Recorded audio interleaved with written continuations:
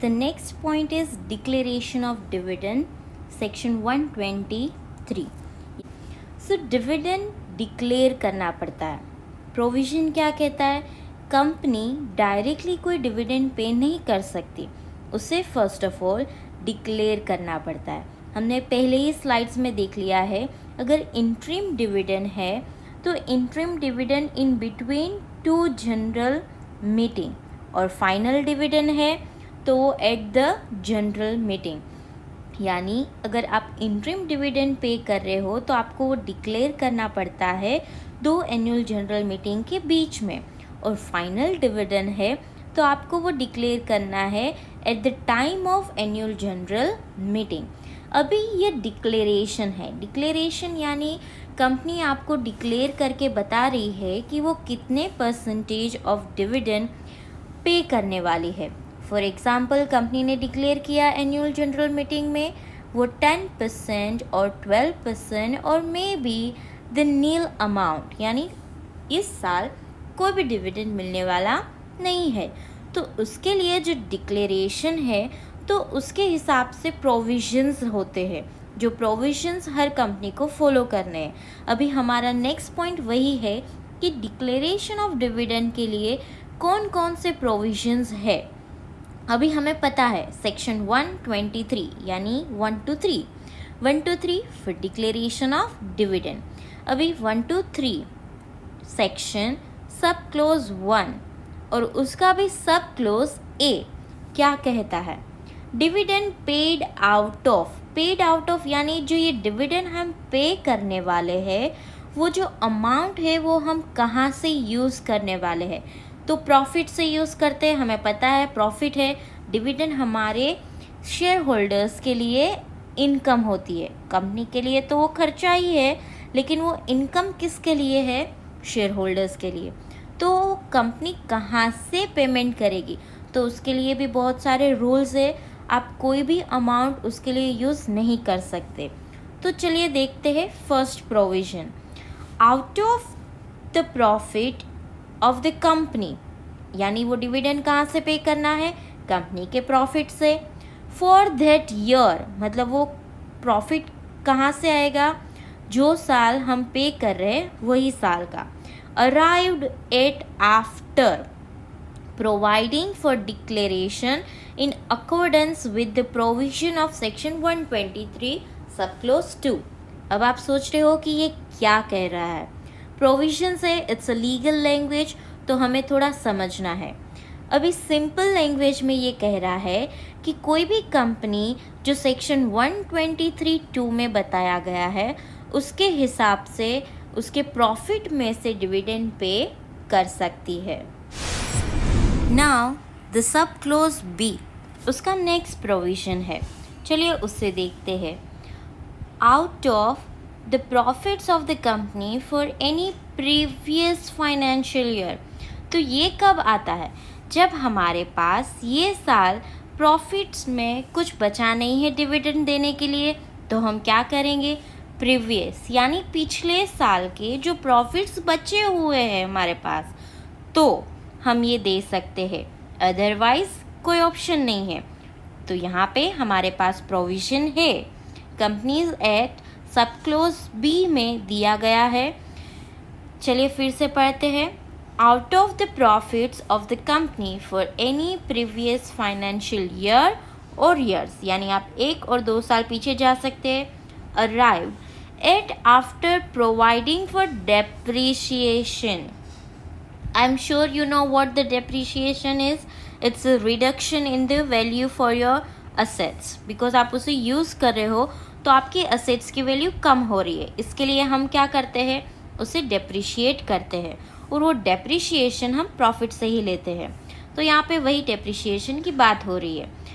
In accordance with the provision of that sub section and remaining undistributed. तो क्या कह रहा है? हम ये प्रॉफिट यूज़ कर सकते हैं. कौन सा प्रॉफिट है ये? प्रीवियस फाइनेंशियल ईयर के लिए. और वो कब यूज़ कर सकते हैं? जब हमने वो साल के लिए हमारे पास जो भी असेट्स थी उसके ऊपर डेप्रिशिएशन हो गया है, जो अमाउंट है वो माइनस हो गई है और कुछ बच गया है रिमेनिंग, यानी जो बचा हुआ है वो भी बचा हुआ कैसा है, अनडिस्ट्रीब्यूटेड, यानी अब तक हमने उसे डिस्ट्रीब्यूट किया ही नहीं है, तो उसमें से हम वो प्रॉफिट दे सकते हैं। आई know it's very confusing, that's why let's explain with the example for it.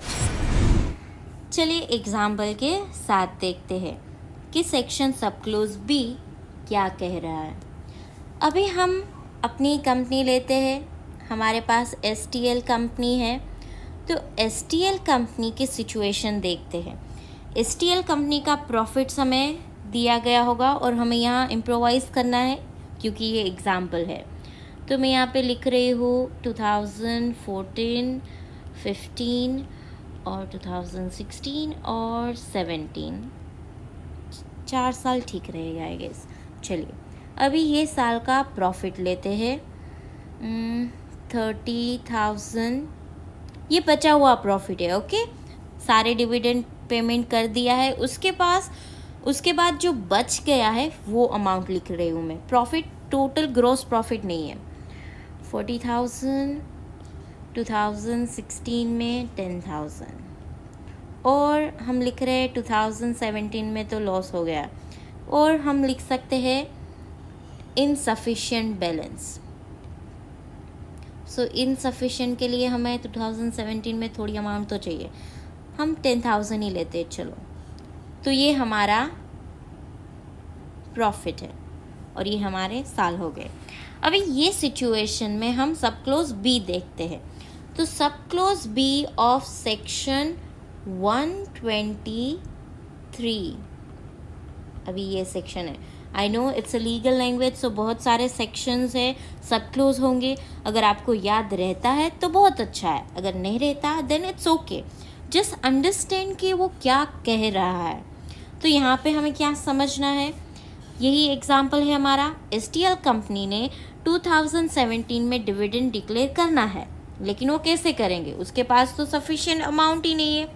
हम लेते हैं 2017 में उसको डिविडेंड की ज़रूरत है फॉर अमाउंट 60,000, ठीक है, बहुत कम अमाउंट ली है फॉर एग्जाम्पल, इसीलिए इट्स ओके। 60,000 को पे करना है, लेकिन हमारे पास बैलेंस कितना है, 10,000 है, तो वो तो कम पड़ रहा है।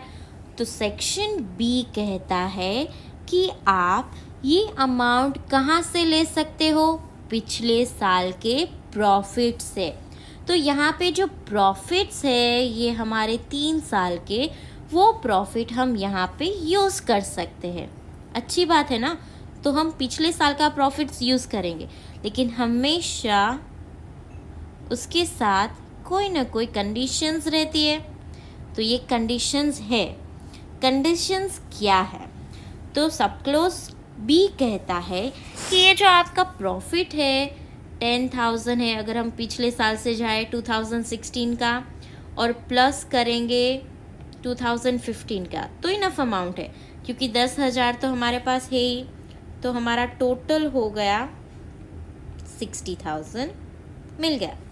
लेकिन कंडीशन क्या कहती है, आफ्टर डेप्रिशिएशन, यानी ये जो अमाउंट आपने ली है पिछले साल की, वो अमाउंट डेप्रिशिएशन रिडक्शन की हुई होनी चाहिए। ऐसा नहीं होना चाहिए कि आपने 2015 में कोई डेप्रिशिएशन ही नहीं दिया है और उसमें से रिडक्शन करना ही रिमेनिंग है, तो ये नहीं चलेगा। आपको अगर उसमें से डेप्रिशिएशन डिडक्ट करना है तो आप कर सकते हो, उसके बाद अगर कोई अमाउंट बचती है तो आप डेफिनेटली वो अमाउंट यूज़ कर सकते हो, उसमें कोई दिक्कत नहीं है, आप यूज़ करो। लेकिन कंडीशन है, कंडीशन को सफिशिएंटली अप्लाई करना पड़ता है। तो कंडीशंस याद रखनी है। आपको याद क्या रखना है, सब क्लोज बी क्या कहता है, अगर आपके पास इनसफिशिएंट है अमाउंट तो आप पिछले साल के प्रॉफिट यूज़ करो, आराम से यूज़ करो, लेकिन कंडीशन ध्यान में रखो। कंडीशन ये है कि पिछले साल में आपने जो डिडक्शन किया है वो बराबर से हुआ है कि नहीं हुआ है, उसके लिए जो प्रोविजंस हैं वो फॉलो करने हैं, डेप्रिशिएशन डिडक्ट करना है, वही सिर्फ हमारी कंडीशन है। तो ये हो गई हमारा सब clause B with an example. I hope कि अब आपको पता चल गया हो सेक्शन सब क्लोज बी क्या कह रहा है।